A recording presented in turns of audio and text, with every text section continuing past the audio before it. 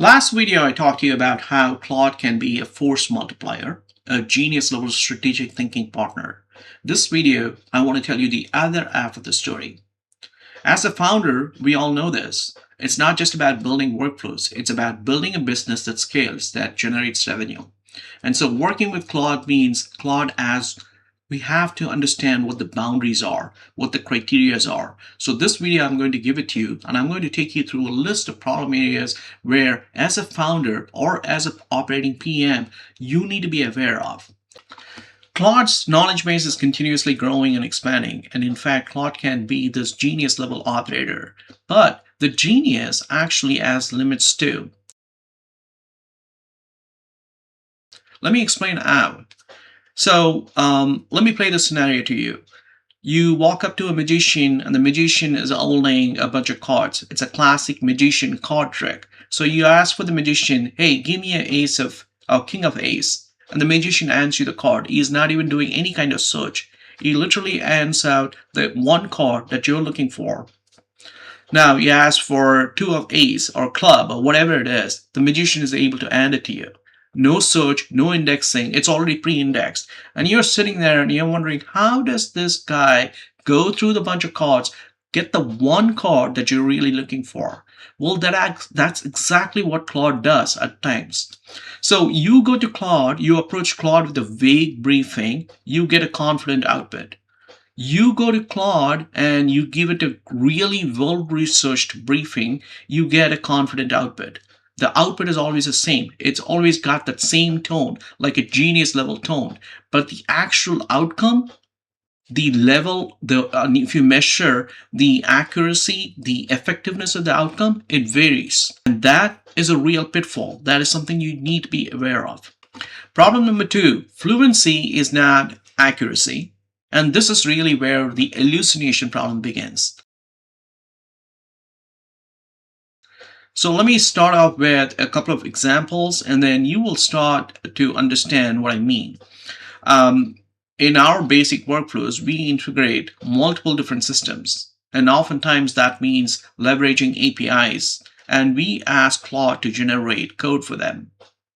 And Claude can produce some confident, really confident output, well-written code that can be dropped into the editor, and it can even compile. But the problem is this. Good example, GraphQL. And we are really looking for a specific keyword, trying to pull a parameter. Well, Claude will say, this is how it is, and you drop it in, it will bomb. It will not work.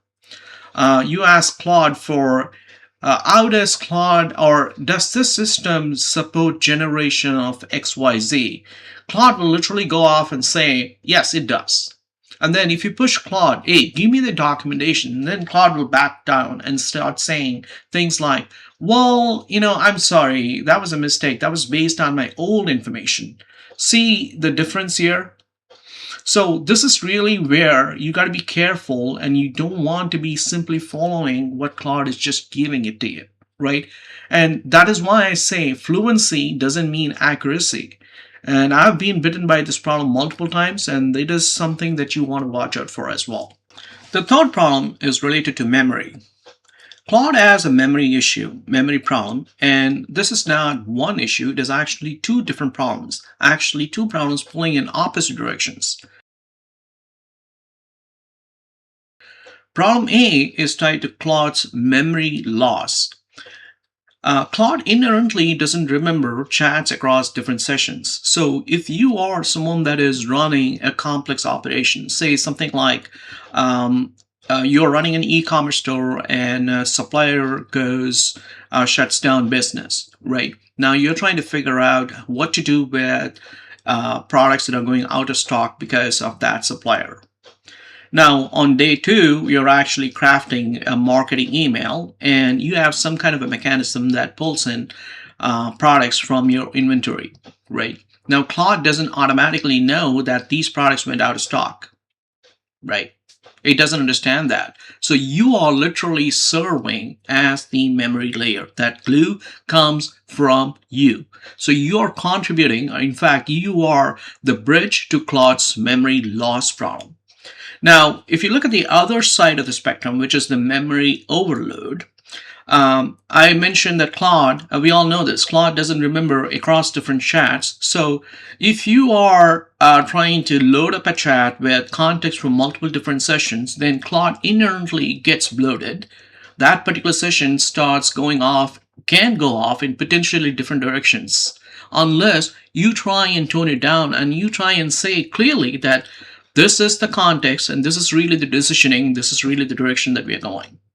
So giving more information is not always the right thing to do.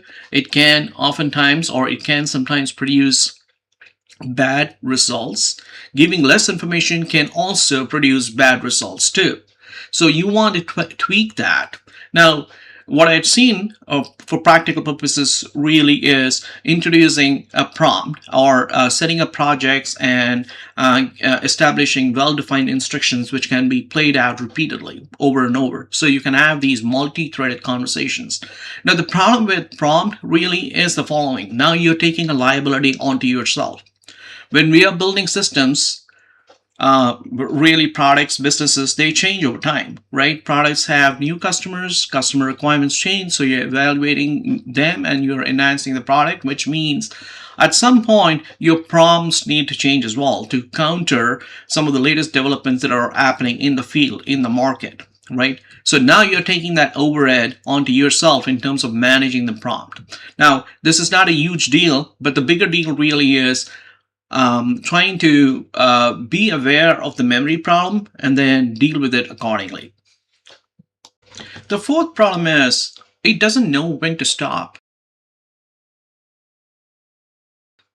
Now, this is a problem that most of us might have experienced at various times. Claude has a tendency to produce output very confidently. In fact, it will give out almost instant output in a fluent manner, right? Imagine the scenario, you're trying to optimize your ad spend, and Claude will have an answer for that. Most times it may be right. There are also times when Claude will not have the right answer, and you won't know the right from wrong. It is not that Claude has a problem. It is just that Claude lacks data insights into your business. So it's up to you to feed that. So inherently, Claude is a pretty smart dude, but then it doesn't have the background information, the context that can make Claude make the right decision. Now, the problem with this narrative is this. You're starting to get more and more inputs almost real time, almost instantly. It almost feels like anything is possible, right? There's no stop here. There's no brake pedal here. We're just going all the time, right? What happens really is rather than asking the question of why should I do it? Who is the customer? Should I be doing it? Right? What we get into, or what I get into, is how could we do it? Right? We're becoming more action oriented, and that is not the right thing. Oftentimes, it's better to question first before pulling or before committing to a series of actions. Fluency is not accuracy, and confidence doesn't mean effectiveness or efficiency, right? And there is no brake pedal at all. So in conclusion, Claude is this mad genius operator with access to immense amount of knowledge base. It can produce fluent output, may not be always accurate though. It does have memory issues. It can forget. It can get overloaded, and finally, it can run like a madman. It just doesn't know when to stop. Now, all that said, it doesn't make Claude an inferior tool. There is immense amount of power, to be honest here.